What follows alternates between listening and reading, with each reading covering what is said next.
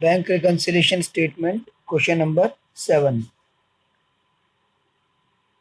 On examining the bank statement of Green Limited, it is found that the balance shown on 31st March 19 differs from the bank balance of 23650 shown by the cash book on that date. तो cash book जो balance show कर रही है 23650, bank statement यानी कि passbook का balance उससे अलग है। ठीक है। From a detailed comparison of the entries it is found that, detail comparison से क्या क्या पता चला। Number 1, ₹2860 entered in cash book as paid into bank. कह रहा है 2860 हमने बैंक में डिपॉजिट कराए, यानी कैश बुक में तो एंटर हो गए, प्लस हो गए, जब डिपॉजिट कराएंगे तो कैश बुक में प्लस हो गए। But not credited by the bank, लेकिन बैंक ने अभी क्रेडिट नहीं किए। बैंक क्रेडिट करता तो प्लस करता है ना, पासबुक में क्रेडिट मतलब प्लस होता है, लेकिन बैंक ने अभी क्रेडिट नहीं किए, यानी बैंक ने अभी प्लस नहीं किए, क्योंकि वो अभी क्लियर नहीं होंगे। 3-4 दिन का टाइम लगता है क्लियर होने में, तो वो अभी क्लियर नहीं होंगे। तो कैश बुक में तो प्लस है 2860, पर बैंक ने अभी वो प्लस नहीं किए, क्लियर नहीं करे। तो हम तो पासबुक का ही बैलेंस निकाल रहे हैं यहाँ पर, तो हमारा पूरा फोकस पासबुक पे रहेगा। तो वहाँ अभी ऐड नहीं हुए, तो बैलेंस कम होगा, और कम करने के लिए हम माइनस कर देते हैं 2860। Cheque deposited but not cleared.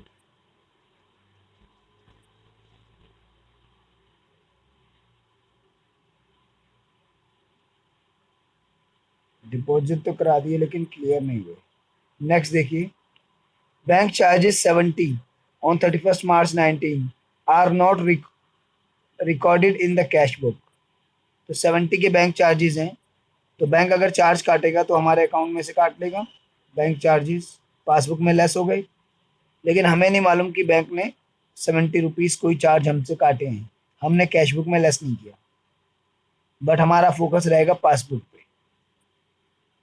वहाँ तो लेस हो चुका है, तो पासबुक का बैलेंस कम हो गया होगा, तो कम करने के लिए माइनस, क्योंकि हमें जिस बुक का बैलेंस निकालना है हमें उसमें देखना है कि उसमें क्या हुआ और क्या नहीं हुआ। तो वहाँ माइनस हो चुका है, बैलेंस कम हो चुका है, तो कम कर दीजिए। ये हो गया bank charges not recorded in cash book.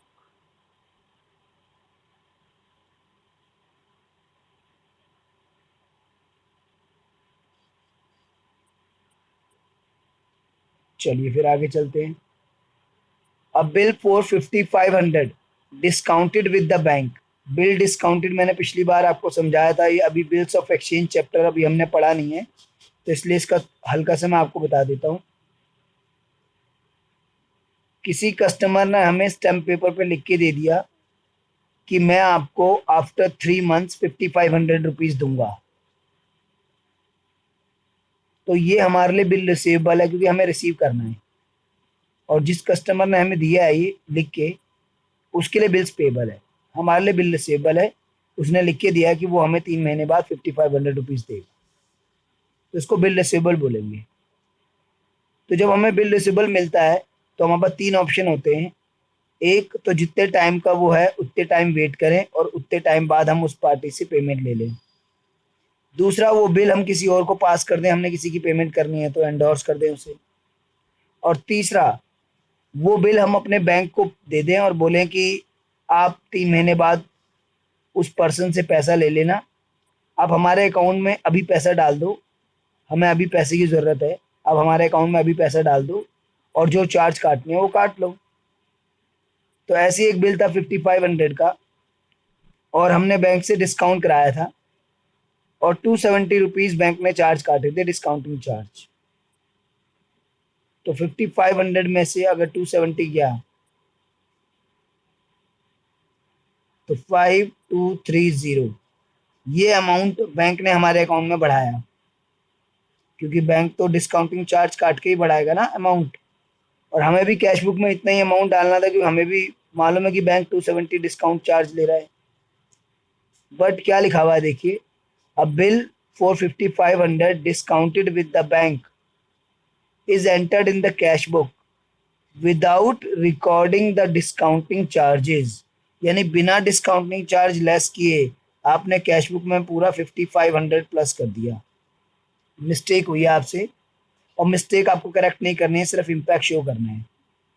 तो पासबुक में तो करेक्ट होगा, बैंक तो अपने चार्ज काट के आपके अकाउंट में इतना ही अमाउंट बढ़ाएगा, लेकिन आपने कैश बुक में गलती से फुल अमाउंट बढ़ा दिया, डिस्काउंटिंग चार्जेस इग्नोर कर दिए।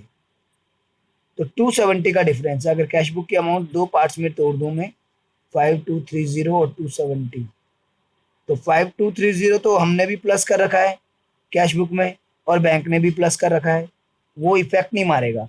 जो एंट्री दोनों जगह होती है उसका इफेक्ट नहीं आता।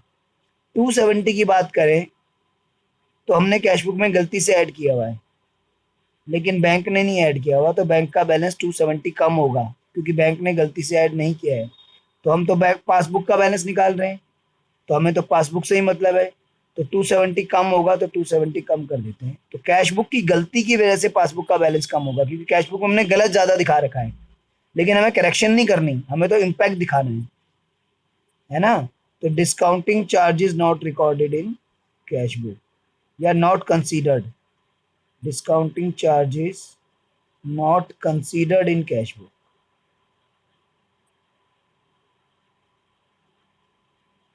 तो कैश बुक में 270 एक्स्ट्रा प्लस है, पासबुक में प्लस नहीं है, तो पासबुक का बैलेंस कम होगा, तो कम करने के लिए हमने माइनस कर दिया भाई। ठीक है, चलिए आगे चलते हैं। ये देखिए कैश बुक में गलती से हमने 5500 प्लस कर दिया जब बिल डिस्काउंट किया, तो इधर लिखा बिल रिसीवेबल,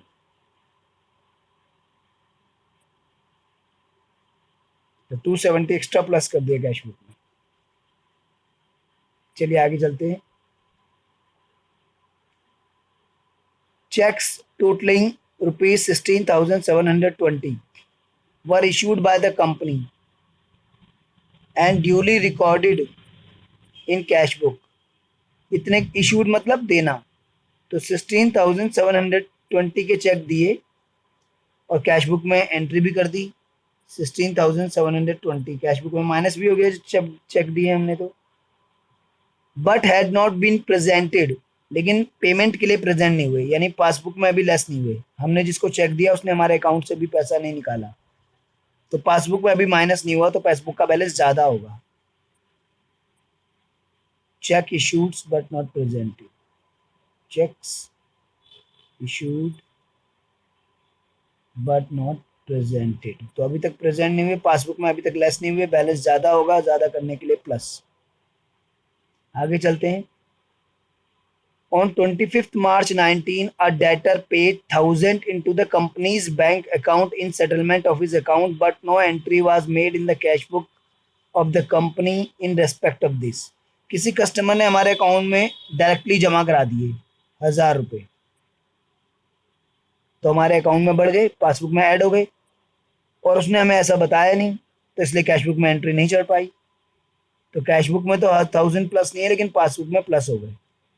हम तो पासबुक का बैलेंस निकाल रहे हैं, हमारा फोकस तो पासबुक पे ही रहना चाहिए। तो पासबुक में प्लस हो गए तो बैलेंस ज़्यादा हो गया, तो ज़्यादा करने के लिए plus. Directly deposited by customer,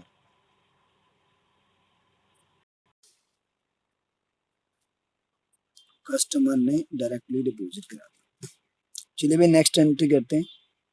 no entry has been made in the cash book to record the dishonour on 15th March 19 of a check for 550 received from Ram बाबू। राम बाबू से हमें चेक मिला था 550 का, वो डिसऑनर हो गया, मतलब बाउंस हो गया। का हमें चेक मिला था, वो बाउंस हो गया। हाँ जी, एक मिनट। हाँ, तो 550 का हमें चेक मिला था, और वो चेक हमारा जो है बाउंस हो गया। ठीक है, तो पहले तो हमें चेक मिला था राम बाबू से, देखिए राम बाबू 550 का चेक मिला, हमने कैश बुक में प्लस कर दिया। अब अगर ये चेक क्लियर हो जाता तो बैंक भी प्लस कर देता, बट ये चेक बाउंस हो गया, तो मैंने प्लस नहीं किया, और हमें भी अभी तक पता नहीं चला कि ये चेक बाउंस हो गया है। वरना हम ही वापस लेस कर देते। यहाँ पर लिखा हुआ है ना, no entry has been made in cash book to record the dishonour. Dishonour की एंट्री नहीं हुई, चेक मिला था उसकी एंट्री हो गई, ये रहा चेक रिसीव हुआ, हमने बैंक में जमा कराया, उसकी एंट्री हो गई, यानी कैश बुक में प्लस हो गया। लेकिन पासबुक में प्लस नहीं है, तो पासबुक में प्लस नहीं है तो पासबुक का बैलेंस कम होगा। Cheque dishonoured not recorded in cash book.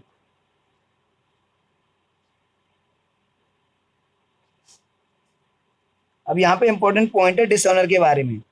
अगर जो चेक डिसऑनर हुआ है इसके बारे में अगर बैंक ने हमें, जैसे हम बीआरएस बना रहे हैं 31 मार्च 19 को, तो जो चेक डिसऑनर हुआ है अगर बैंक इसके बारे में हमें 31 मार्च 19 तक बता देता है तो हम कैश बुक में करेक्शन कर लेंगे, वापस लेस कर देंगे यहाँ पर कि भाई चेक मिला था, हमने प्लस कर दिया था, अब हमें पता चल गया चेक बाउंस हो गया, तो हम यहाँ पे वापस माइनस कर देंगे। तो in that case cash book से हमने पहले प्लस किया फिर हटा दिया, तो कैश बुक में भी एंट्री नहीं है और पासबुक में भी एंट्री नहीं है, फिर बीआरएस में नहीं आएगी। लेकिन अगर डिसऑनर के बारे में बताया ही नहीं बैंक ने हमें, तो कैश बुक में तो प्लस ही रह गया वो और पासबुक में प्लस नहीं हुआ, तो हमने माइनस में डाल दिया। या अगर डिसऑनर के बारे में बताया लेकिन 31 मार्च 19 के बाद बताया, यानी कि बीआरएस की डेट के बाद बताया, तो अगर बीआरएस की डेट के बाद बताया डिसऑनर के बारे में, तो फिर हम तो बीआरएस की डेट के दिन तक तो हमने कैश बुक में वापस माइनस नहीं किया था ना, कैश बुक में प्लस था, पासबुक में प्लस नहीं था, तो हम पासबुक का बैलेंस निकाल रहे हैं, वहाँ प्लस नहीं था तो बैलेंस कम होगा, तो हमने कम कर दिया। अब इसको देखते हैं, आंसर निकालते हैं। 23650 प्लस 16720 प्लस 1000, ये आ गया 41370 इधर, और 41370 में से माइनस करते हैं, देखिए 2860 माइनस 70 माइनस 270 माइनस 550, ये आ गया 37620। Balance as per 37620 balance as per passbook. ठीक है भाई, क्योंकि यहाँ प्लस साइड बड़ी है तो वही टोटल माइनस के ऊपर लिखा, और फिर माइनस साइड लेस करके जो बचा वो बैलेंस बच गया, बैलेंस एज पर पासबुक।